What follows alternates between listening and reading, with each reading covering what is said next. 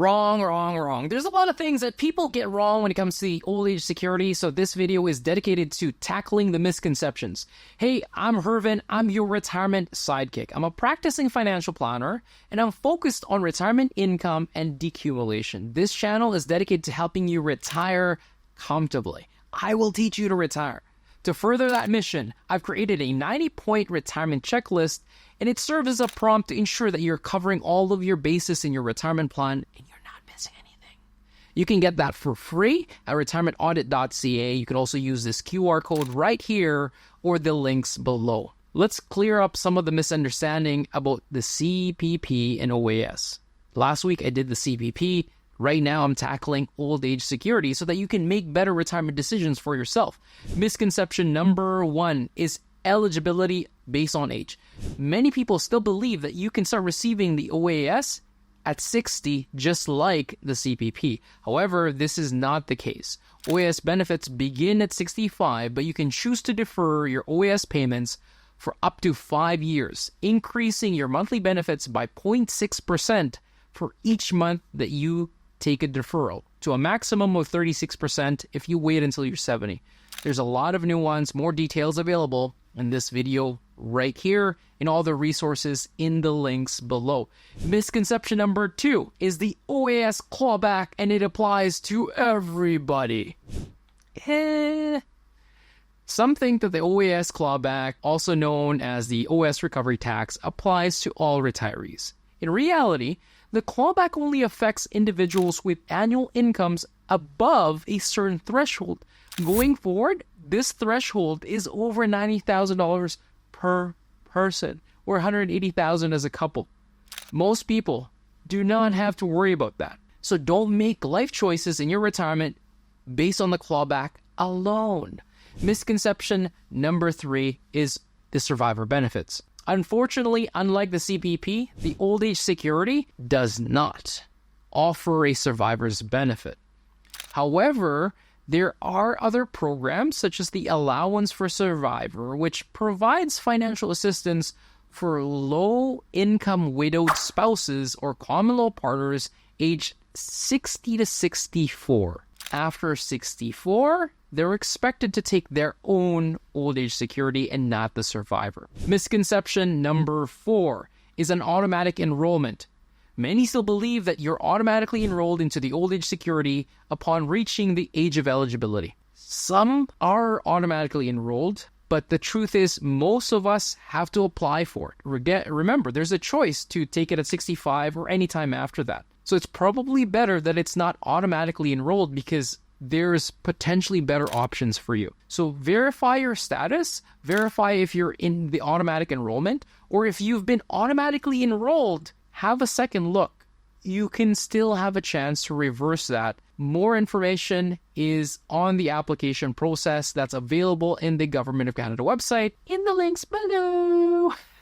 Misconception number 5. It's this thought that the OAS and the CPP are the exact same thing. It's not true. The OAS is non-contributory, meaning it's funded through the general tax revenues, and it provides benefits based on residency in Canada. In contrast, the CPP is contributory and is earnings related. So the pension is funded through contributions by workers and employers. Understanding that difference between these programs means that you have a different view. The CPP, it belongs to you because you made contributions. The old age security, on the other hand, could be affected by political changes. Misconception number 6. People still believe that the old age benefit is tax-free. The reality is it's not. Benefits are considered taxable income and it must be reported in your tax return.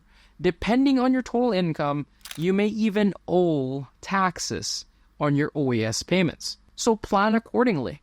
If you have a fairly good estimate, and your CPA should help you with this, your financial planner should help you with this, if you believe that you're going to be in a certain tax rate, for example, if you know that you are expecting a 15% effective tax rate going forward, it's probably prudent to opt for automatic tax deductions of 15% on your OAS and CPP payments. Misconception number 7 has to do with residency requirements.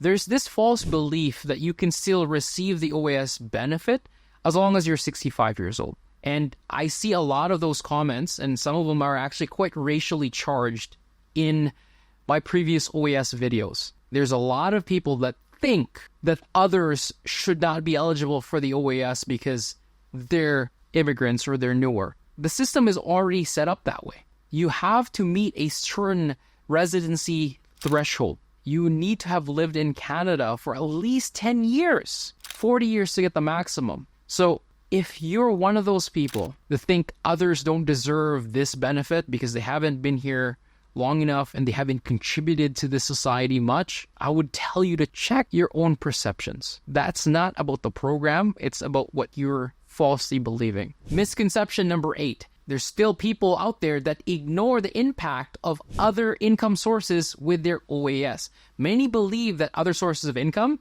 I'm not sure if it's a belief or they just are unaware that they could fully remove OAS at least for 1 year because of some of their withdrawal decisions from RSPs, for example. Your income, your other income sources does not directly reduce old age security, but it can trigger the clawback, and I've already talked about that.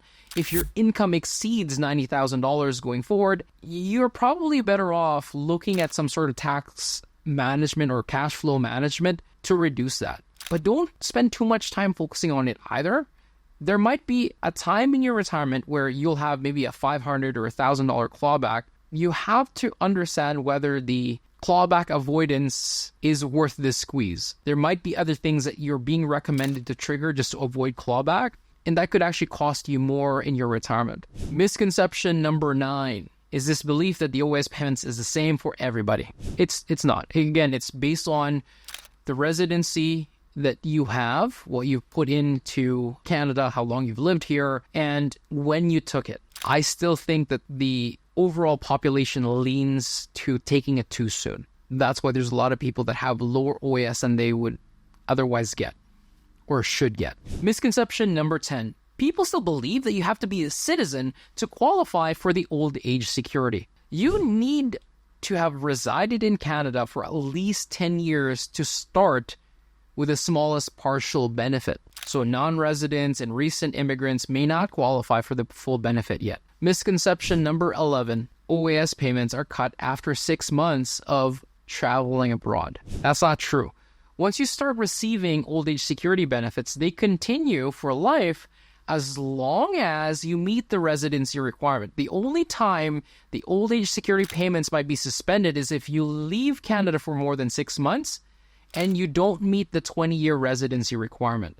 So if you were born here or if you've been here for longer than 20 years, you can get the OAS abroad. However, you need to be careful about the withholding taxes and plan around that if you're planning on retiring outside of Canada. So understanding the realities of OAS can help you make informed decisions in your retirement. It's important to separate fact from fiction and ensure that your retirement plans are based on accurate information.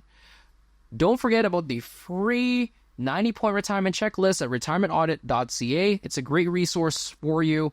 It talks about a lot of this stuff and many more. If you found this video helpful at all, please leave us a thumbs up, leave us a comment, and please promise that you are not going to be spreading this misinformation. God bless you. Happy planning. Bye.